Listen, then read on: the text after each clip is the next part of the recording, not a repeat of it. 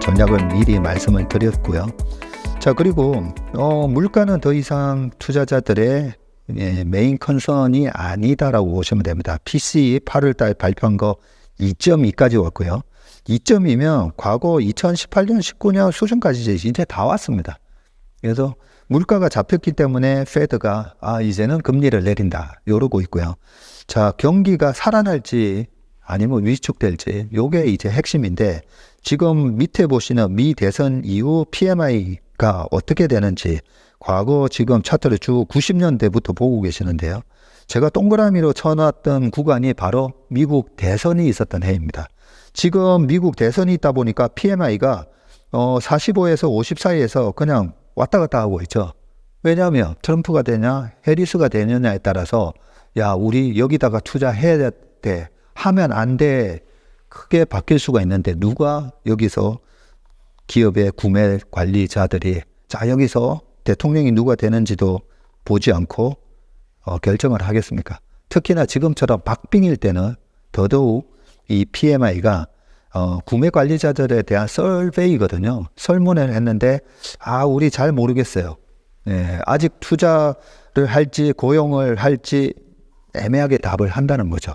자, 그런 모습이었고, 과거에도 보면 여러 가지 케이스가 있습니다. 2020년에는 코로나 때였고요. 2016년 요 오른쪽에서 세 번째 동그라미가 2016년 요때가 15년 말부터 페드가 금리를 올리기 시작했을 때인데, 이때도 보면 PMI가 지금처럼 떨어져 있다가 올라가다가 또 꺾이는 듯 하다가 오히려 대통령 선거가 끝나고 나면 위로 빵 튑니다.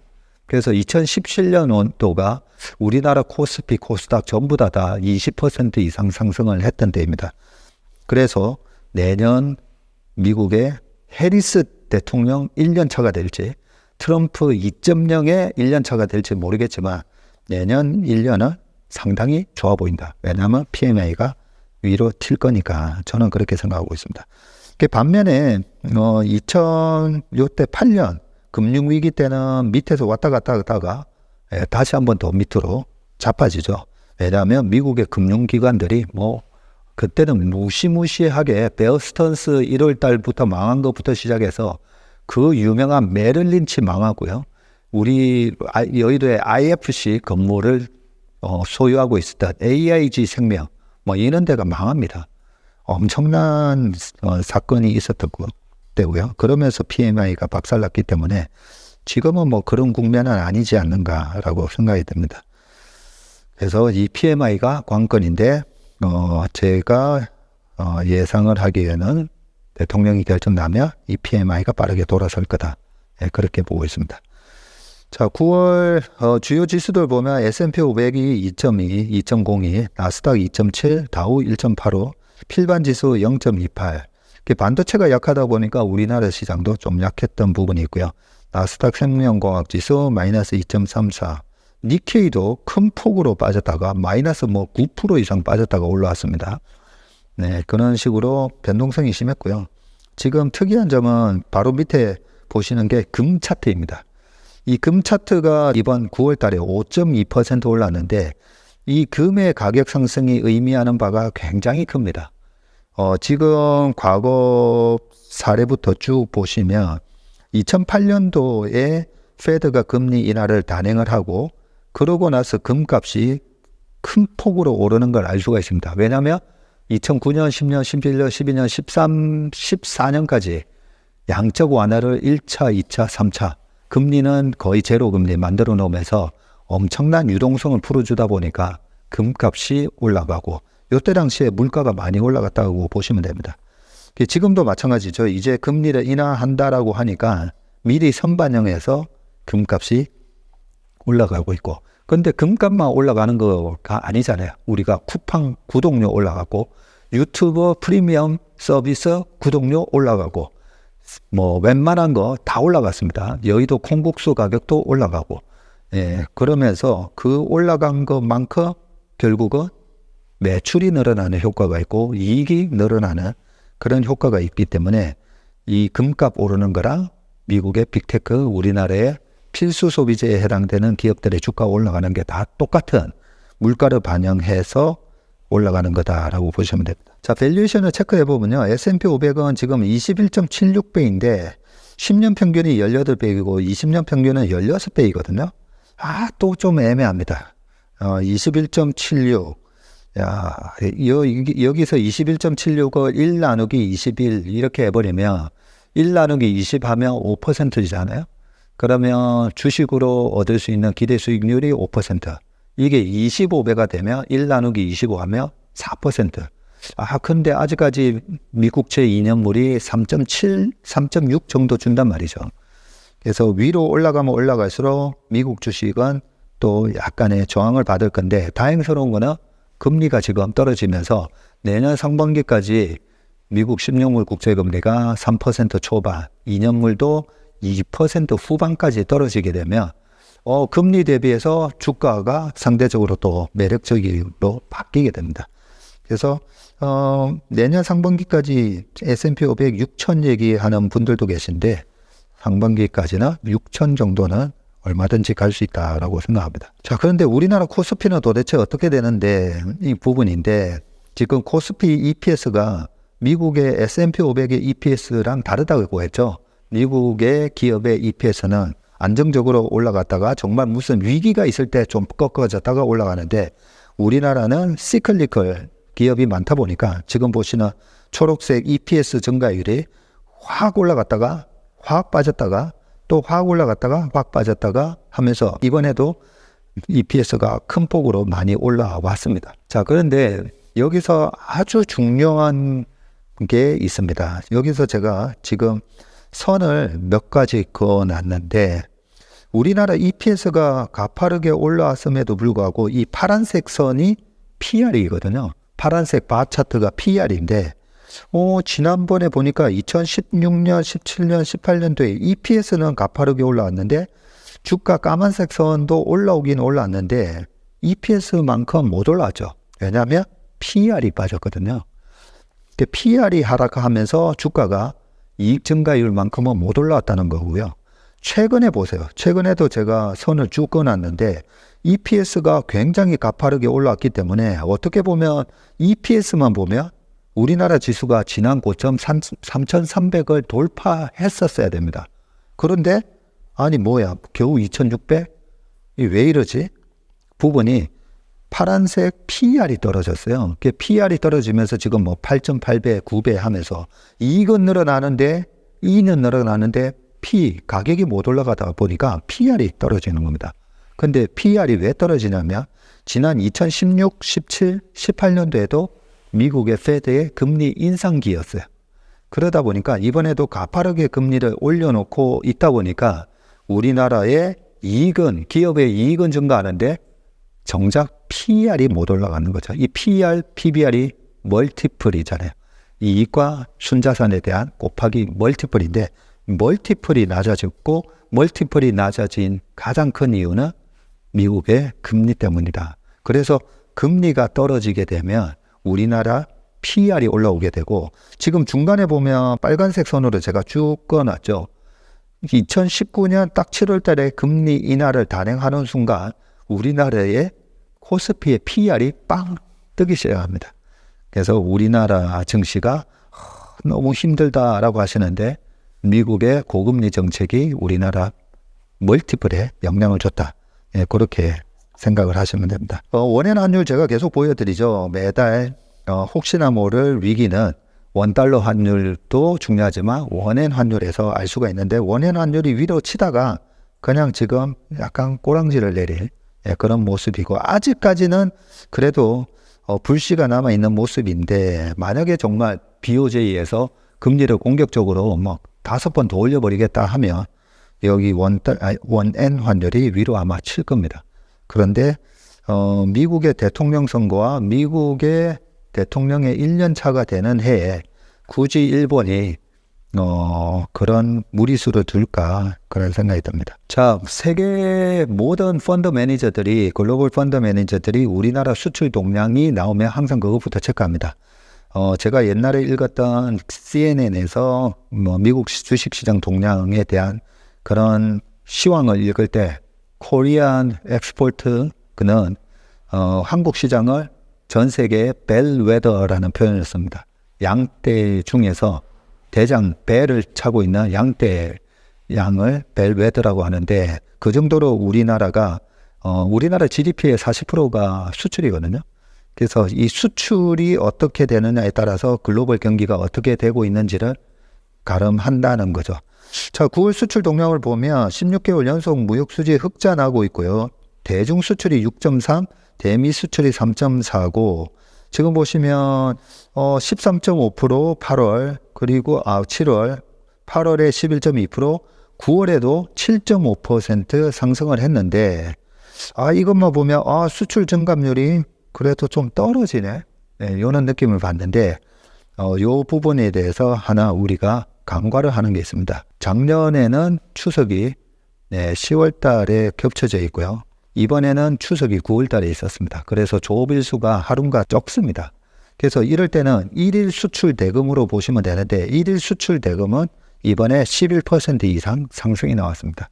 그래서 이번 추석이 끼어 있었음에도 불구하고 수출이 나쁘지 않았다, 그렇게 보시면 되고, 또 하나 중요한 포인트가 있습니다. 지금 중국, 미국, 아세안, EU였는데 작년부터 올해까지 주식시장의 주도주 역할을 했던 거는 미국에서 장사를 잘하는 기업이었습니다. 삼양불닭볶음면부터 미국의 전력설비, 그리고 미국에서 전기차 잘 파는 현대기아차 등등, 미국에서 누가 장사를 잘하느냐, 그게 주식시장의 주도주로 자리를 잡았다면, 약간 저는 이 변화의 조짐이 보입니다. 이제는 중국에서 누가 장사를 잘하느냐를 잘 봐야 될 것 같습니다. 그동안에는 중국의 매출 익스포저라고 하죠. 노출도가 높은 기업일수록 박살이 났습니다. 왜냐하면 중국 경기가 안 좋았으니까. 그런데 최근에는 중국 증시가 급등을 하고 있고, 이제는 중국에서 장사를 잘하는 기업이 어디가 있지? 그 찾는 작업이 올 연말하고 내년 상반기에 있지 않을까라는 생각을 하고 있습니다. 반도체 보시면 반도체가 37.1% 나왔는데 지난달에 38%대, 그 전달까지는 한 5개월 연속 50%대가 나오다가 지난달에 38, 이번에 37 나오니까 반도체 증감률 이제 떨어지네, 이런 이유 때문에 최근 2달 동안 반도체 주가가 박살이 났는데요. 10월 달 되면 이 조업일수도 작년 대비해 가지고 하루 이틀 더 많아지고, 여러 가지 이유로 반도체의 10월 달, 11월, 12월 달에 증감률이 다시 좀 회복되지 않을까, 그런 생각을 하고 있습니다. 그리고 반도체 종류에서도 이 수출 데이터 나온 이 자료를 꼼꼼히 읽어볼 필요가 있는데요. 자세히 보시면 DRAM 고정가 DDR4가 전년 대비해서 무려 31%나 올랐다고 돼 있죠. 그리고 낸드 가격도 14% 상승을 했다고 돼 있는데, 그 밑에 또 자세히 읽어보면요, 이렇게 돼 있습니다. 기업용 고사양 서버용 SSD, 이걸 갖다가 우리가 엔터프라이즈용 SSD라고 해서 ESSD라고 하지 않습니까? AI 투자 이제 끝난 거 아니야? 이러고 있는데, 여기서는 아니야, 기업용 고사양 서버용 SSD 수요가 확대되고 있다라고 되어 있습니다. 모건 스탠리는 개인용 PC랑 모바일이 수요가 지금 너무 둔하다, 이렇게 얘기하고 있지 않습니까? 그런데 반면에 개인용 AI PC에 대한 신제품이 확산되면서 PC용 SSD 수요도 개선되고 있다라고 되어 있고요. 낸드 가격 연동 단가도 상승세가 지속되고 있다라고 되어 있습니다. 그래서 올해 최대 수출 실적인 15%를 기록을 하고 있고, 2개월 연속 세 자릿수 증가를 하고 있다고 되어 있습니다. 그래서 AI 모멘텀은 저는 2029년까지 계속된다고 보고요. AI 모멘텀의 첫 번째 주인공은 엔비디아의 GPU와 거기에 같이 붙어서 나오는 HBM이었다고 보시면 되고요.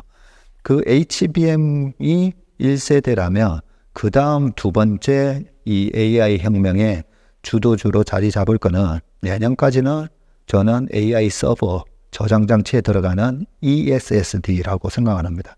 그 ESSD에 대한 캐파가 지금 이 메모리 3사가 그렇게 캐파 증설을 안 해놨습니다. 그리고 그 부분을 삼성이 잘합니다.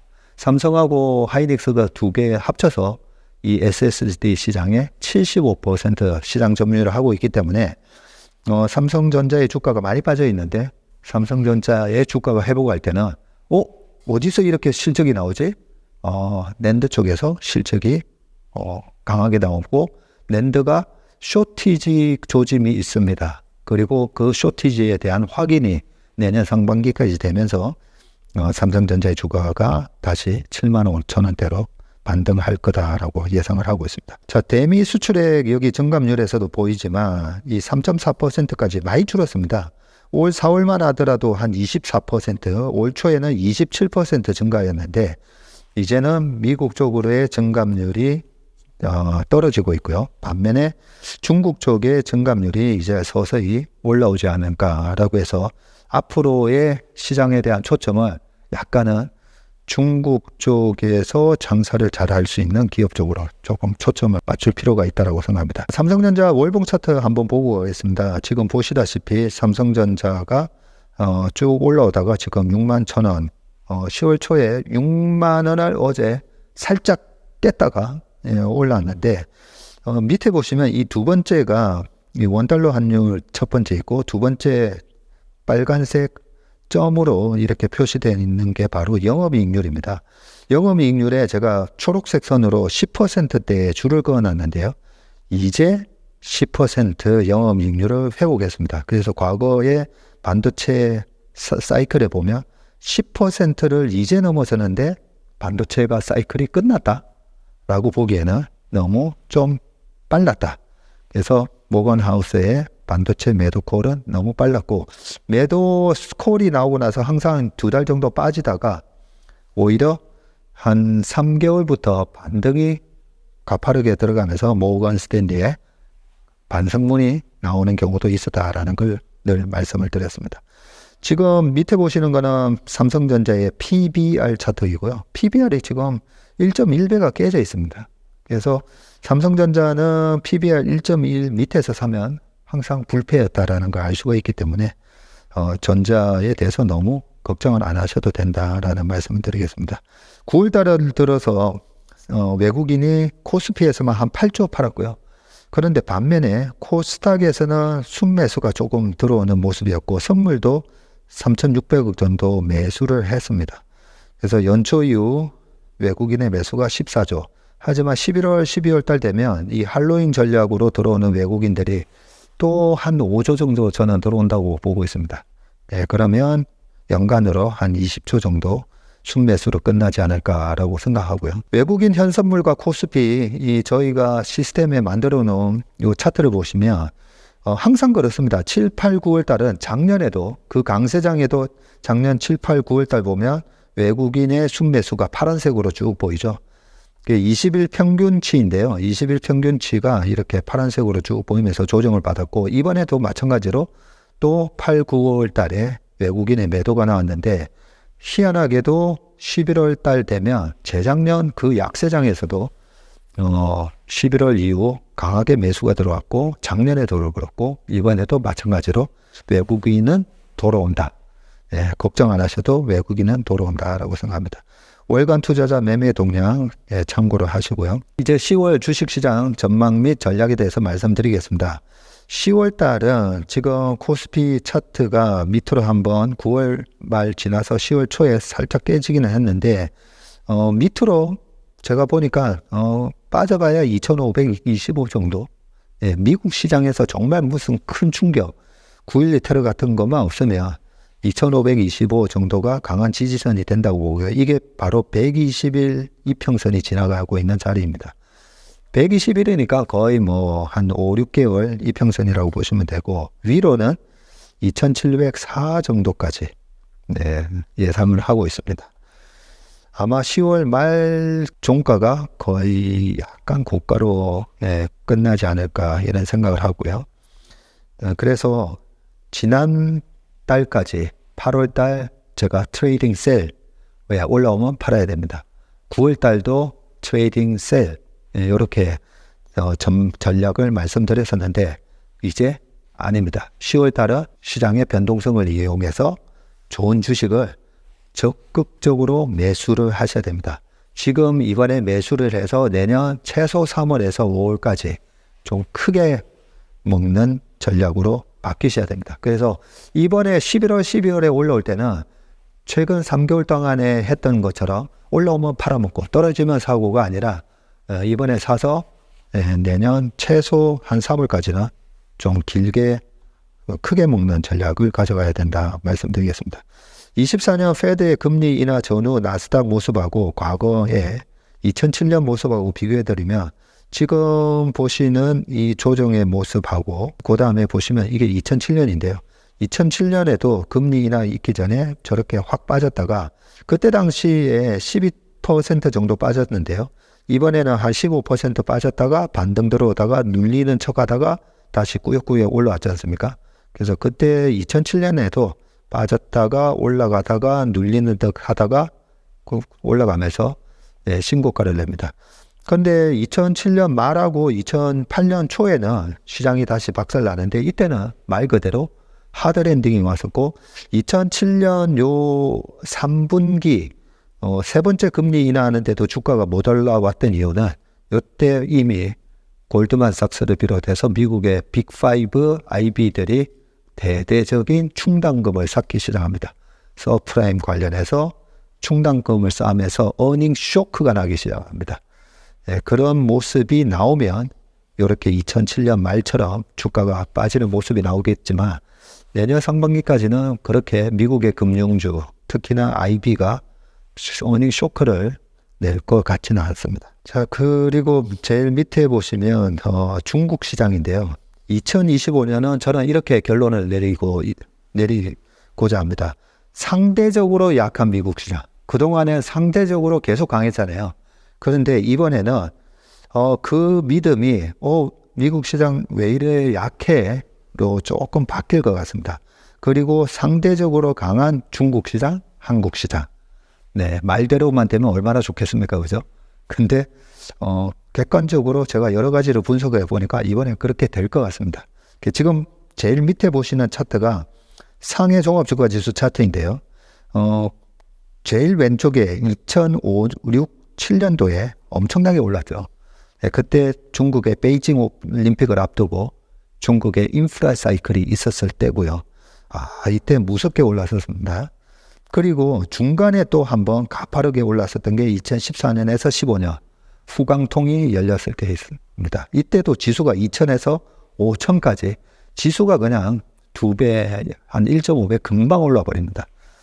그런 모습인데 우리가 이번 달에 최근 3주 동안에 중국 시장 너무 오른 것 같아 라고 생각하실 건데 지금 월봉 보면 이제 첫 양봉이 나왔습니다. 한 17% 올랐는데 중국 시장은 중국 정부의 정책이 되게 중요하고요. 인프라 세계에서 수많은 체육인들과 관광객이 올림픽을 와서 베이징을 비롯해서 우리 중국을 찾아오는데 중국은 그 위신을 되게 중요하잖아요. 체면. 우리가 얼마나 중국이 많이 이렇게 좋아졌는지를 보여주기 위해서 엄청난 인프라 투자를 합니다. 2007년도에요. 중국의 GDP 성장률이 14.2%가 나왔고요. 2006년도에도 12.7% GDP 성장률이 나오는데 그 GDP 성장률의 절반이 중국 정부의 지출이었습니다. 그래서 중국 시장은 중국 정부의 의지가 중요합니다. 2014-15년도에는 우리나라의 오리온, 아모레퍼시픽, 삼성 LNS 같은 화장품 회사들 날아갔을 때였고 그래서 2015년 전에는 중국 소비재가 날아갔었고요. 그래서 이번에는 뭐가 주도가 될지 모르겠지만 일단 중국의 굴기가 시작됐다라고 보시고 내년 상반기까지는 저희가 모델 포트폴리오나 실제로 운영하는 계좌에서도 이 중국의 모멘텀에 맞는 주식을 좀 채워볼까라고 전략을 갖고 있습니다. 이렇게 10월 주식시장 전망과 운용 전략에 대해서 말씀드렸고 투자하시는데 많은 도움이 되시길 바라겠습니다. 고맙습니다.